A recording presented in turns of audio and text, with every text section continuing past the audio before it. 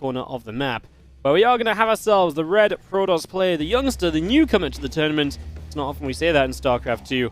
This is Arrogfire from Macherino. And his opponent, the man who many consider to be the greatest StarCraft 2 player to ever pick up a mouse and keyboard. We're looking inside of the main base of Serral. One of the few StarCraft 2 millionaires. This man has won basically everything. So, yeah. As far as opponents to go up against, I mean, this is one, right? Like, I mean, I think you're right? This is one of those moments where, like, yeah, nobody really expects you to win, so you may as well just give it your best shot, and maybe the next opponents are going to be a little bit more manageable. Serral decides to, by the way, open up with a pool first. That's already kind of interesting. Not usually what we see him doing, but just playing it super safe. Yep, I mean, why the heck not, right? You are absolutely the favorite here. You do not need to take any risks at all. And, yeah, if you're the greatest StarCraft 2 player to ever pick up a mouse and keyboard, you probably just say, you know what, take it easy, pull first, make sure nothing happens, and maybe he puts on a slight bit of pressure with this, but the reality is that, yeah, he can just take it pretty easy here. Yep. Yeah, I'm curious to see what he decides to go for, actually, in this match. There's definitely a chance he's just going to go for some timing attacks. Much like we were talking about with Spirit, Serral used to just play the macro game every single time, or at the very least that was like his comfort zone, what he would do in most of the matches. But these days he's been winging it almost, right? Like in my mind it's almost like he's done it all and he's now kind of completing some side quests. He's already finished the main quest of the game and he's just messing around a bit. One of the very few pros, for example, who's been opening up 15 hatch almost every single game for really no apparent reason because nobody else is playing it. But Serral just kind of mixing it up a lot as of late, so he can play that big macro game, but I think you're right. He'll probably just test his opponent right here in game number 1 of this series. Maybe go for a timing attack of some sort and see if Arrogfire manages to hold it. Okay, then we'll play a real match, but I'll try and see if I could just get an easy win here in game number 1. At least that's what I'm expecting, but only time will tell. Only time will tell. No, I mean, definitely expecting him to just be comfortable, come in. Like I said, I don't think he's going to force this to go late game unless he, for some reason, absolutely has to. And the way Arrogfire is set up right now, obviously nothing too wild off the initial one base. Stargate even coming down, which is pretty typical. The only thing he really could get really wild with here is maybe you go like Void Ray, deny a scout, and then you go quick glaives or something. We'll see what Arrogfire wants to do, but yeah, I mean, he could try and play a very normal game and say, you know what, it's Serral. Probably not going to catch him off guard anyway. He's going to play super safe against me. Let's just play my normal game, get some practice in, and, you know, again, take it for what it is in this first match. Absolutely. So, Stargate opener here in game number 1. Serral did just now get a nice little glimpse of his opponent's main base, and he did see that it is going to be that Stargate, so he should be able to prepare here in advance. Couple of depths going across the map. So no tricks right here from Arrogfire, right? Not trying to, like, he could go, like you said, go for like a Void Ray first, but nah, it's just going to be that good old Oracle. He's going to try and see if he can get a couple kills here on the other side of the map. So what you're really hoping for here as a Protoss player is to get like 10 or so workers. Problem is that a lot of the times against Serral, we will only see like 1 or 2, and that's not really what you're looking for as Protoss. You really do want to try and get to the double digits if it is up to you, but Serral very good when it comes to that early game defense. A little Adept Shade gonna go by, head towards the natural where there's gonna be Zerglings, so Serral in position prepared. Link speed about to be done, so hunting down Adepts is gonna be easier, but Arrogfire responsibly pulls his Adepts back and says, okay, they aren't gonna get anything done, let's just leave it to the Oracle, and that Oracle is gonna start flying across the map, get to the upper right and start trying to deal some damage. Okay. Here comes the first Oracle, going across the map, trying to get, in that mineral line, but the Queen's already waiting. Spore Crawler coming up as well. Not really running any sort of risks right there, and not just relying on the Queens, which is something we see the Zerg players do all the time. A couple Zerglings going across the map, but looks like for now, at the very least, yeah, the Adepts are going to be able to shade away. Nicely done here, though, by Arrogfire, keeping his head cool here, and not really making any slip-ups, although one of the Adepts here running dangerously low, and it will indeed get sniped. Yep, one goes down. Arrogfire at least keeping that third base alive, though. Gets another Oracle there to help protect. He is just going to play currently the double Oracle, not starting up his third for the moment. He is floating a bit of money, so he needs to try and stay on top of that. He's not supply blocked or anything, so yeah, there we go. Twilight Council comes down, but with the money he had, he could have built that so much sooner. Now a Twilight, now a Forge. Just, I mean, like I say, the little things are a little bit off from Arrogfire right now, because there was no reason that this came down now, as opposed to like 15, 20 seconds ago. Absolutely, yeah. He could have even added on a third Oracle, right? And even with the triple Oracle, it would have still been ever so slightly late. So not quite optimal there, but at the very least, he does have the structures down. The problem is, now we're going to get to the point where Serral will already be sitting at nearly 3 base saturation, just, well, merely 5 minutes into this game. And that makes it all the while more difficult. This is exactly what you're trying to avoid for as long as possible here as the Protoss player. So you can get rid of a couple of those Zerglings and all that. That's nice, but Serral's going to go for a 4th base. He's happily macroing up, and we'll have to see exactly what he decides to go for, as he does go into the +1 missile upgrade. Melee losing a bit of popularity over the last few weeks. Yep. Turns out if you take away +2 melee one-shotting Banelings, Banelings one-shotting probes, then, yeah. Yep. You know, it becomes less popular. Which makes sense. I've seen it. It was kind of interesting, because obviously then everyone started going missiles, but then a couple of people still went melee, and I'm like, like, is there something you really get out of going melee still? And it's not overly popular anymore, but it's still something they mix in, so it's worth noting that it is missiles from Serral, who is just going straight to 75 drones, infestation pit. I will not lie, it really is not honestly what I expected. I really thought he'd at least turn the aggression on at some point before he went towards Hive, but apparently not, as we just knock one Oracle down. I'm just going to send that other Oracle away. Yeah, maybe just mixing in a couple infestors. This is what I've seen Serral do a few times over the last couple of weeks. Just mix in a few infestors, get that free fungal growth going, or we'll just go straight into a hive together with a lurker. Then, of course, is always a possibility too. You can see that Serral is starting to get some free pickings here, getting a stalker, getting that oracle earlier as well. Not really making any mistakes yet himself. Not really, losing a whole lot at home. Just trading out Zerglings here. Maybe he lost one more Overlord than he was ultimately looking for, because he did lose one, but that was the one that he sent across the map right at the very start, so really nothing all too crazy for him there. Already going straight up to 88 workers here, and straight up into a hive too. Yeah, I was gonna say, what if we just go to Lurkers and Lurker upgrades so quickly that it hits, almost like a mid-game push? Because there's nothing stopping Serral doing that right now, so just onwards we go, marching towards that very strong setup, and I mean, as Arrogfire finishes Blink, Serral is almost finishing a hive. Like, it's a little ridiculous, and Serral can kind of justify it, man. 86 drones, insane. 56 army. I mean, his lost tab this game, 25 links and an overlord. But he's just been perfect so far, and now just going to catch these first few stalkers, chase those away, no problem at all. And all of this while, again, being incredibly quick on the upgrades. Gets a bunch of these stalkers caught. Mistakes from Arrogfire are being made. Yep. Not really allowed to make any mistakes against Serral, and when they start, lining up like that, you really do find yourself in a really rough scenario. So, not even 8 minutes in, we already have Vipers on the production tab. Lurker Den right now is done. Serral will be firing up those upgrades here momentarily, and he's winning the game, it seems, with Roaches and Zerglings and just a bunch of Queens, and that isn't really even his real army yet, right? Like, he's trying to tech up towards, well, Lurkers and Vipers and eventually Hydras too here, but well, I guess Hydras are already out, Lurkers eventually here too. But this is already a very good situation here for Serral, and you can see it reflected in the supply count. I don't think he needs Lurkers. He's getting the upgrades right now. I don't think he needs Vipers either. He could have stuck around on a Lair tech. Probably could have just moved across the map right now and won. Yeah, I think so too, man. I mean, obviously, if he makes the Lurkers, obviously, like I say, I feel like he's making it more complicated than Serral needs to in a way, but then Serral... It's not that Serral minds playing a game like this. It's going to still be very much so within his comfort zone, so I guess why not? In theory, a more macro-focused game is even safer, right? If you are the better player, so... Yeah, I mean, I don't hate it. It's just... He is in a monstrous position. I honestly thought we were going to have a bunch of Lurkers already on the map. I guess we're going to morph some now, and we're just going to send it, and that might still be the timing to end this a little bit before 10 minutes, so... Let's see. I mean, the last Lurker upgrade's about to be done, so if there is a plan here, could just go for it, or maybe who needs Lurkers, right? Ling Hydra apparently just going to push forward, abducts on the Disruptors, let you move up that ramp freely, and let's see what, if anything, Arrogfire can do, is he does get one Viper there.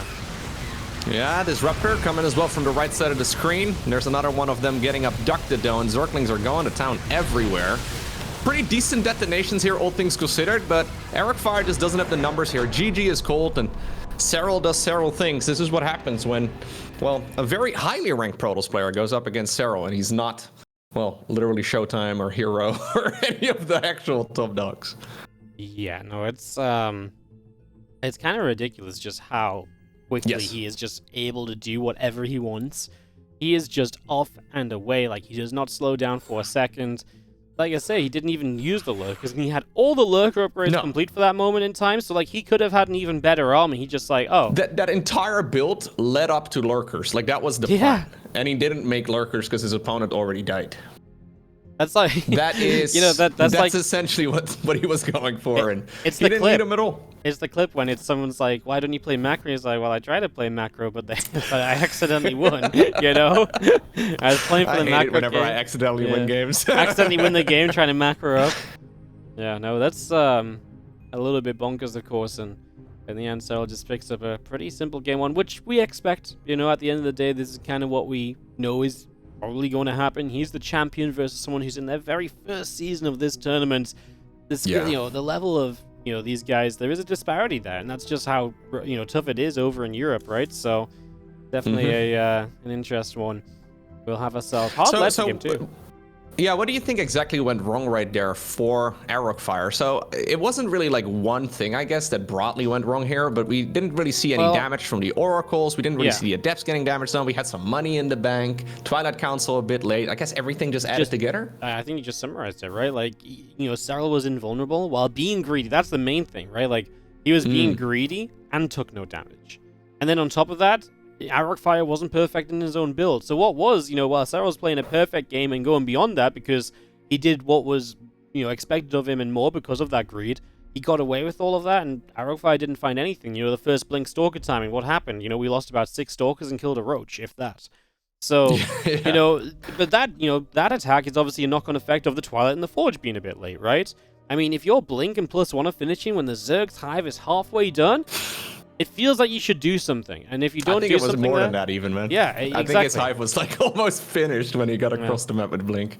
That was pretty crazy. It's just one of those moments where sometimes the explanation is just the other guy is that much better, right? And it's like, it's so frustrating to try and learn because you're like, well, if you're Arrogfire and you look at that replay, what do you think? Well, there's like a million things to dissect, and you've just got to take it almost little by little because, you know, he kind of just got shut down. Like, he's probably thinking, well, man, usually I play this kind of stuff and it goes good for me. Like, I'm in this position, I'm able to do damage, and those moments never existed, and that's the difference of stepping up and playing against one of the, if not the very best in the world.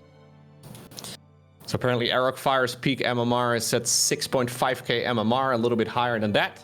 That is probably the equivalent of, I don't know, like top 10 Grandmaster at the time. I'm not exactly sure where his ranking would be, so very, very highly ranked, very respectable. Serral's MMR, however, his peak MMR is like 1,000 above where Arrogfire has ever been. Yeah, it's just, it's the little things, right? So, yeah, you gotta sculpt the perfect game. You gotta make sure you shave off just the right bits, and Serral just a little bit cleaner overall.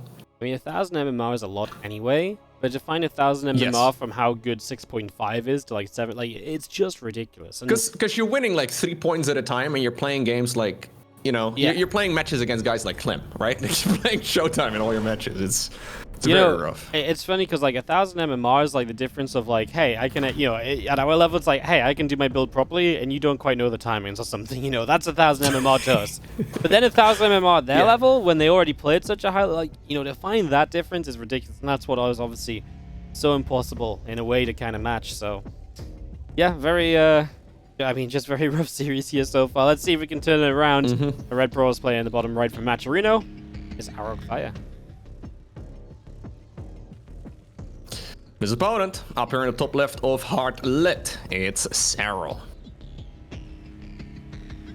This is also showing us precisely why it's so difficult as a newcomer to actually win games of StarCraft. Because not only do you have to be good enough to compete, you also have to almost catch up in like a decade worth of knowledge, right? Like when this game came out, Arrogfire was like 3 years old. Which makes me very old when I think about it like that, Ordy, because I remember waiting for the game to come out. I was very excited for it. I think I was like 18 or something.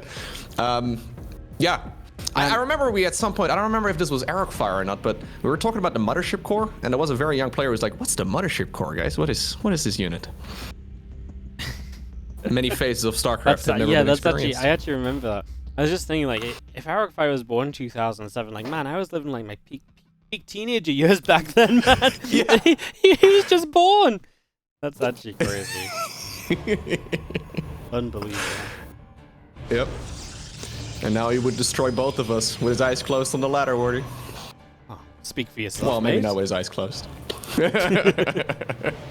Simultaneously with 2 keyboards. Whoa.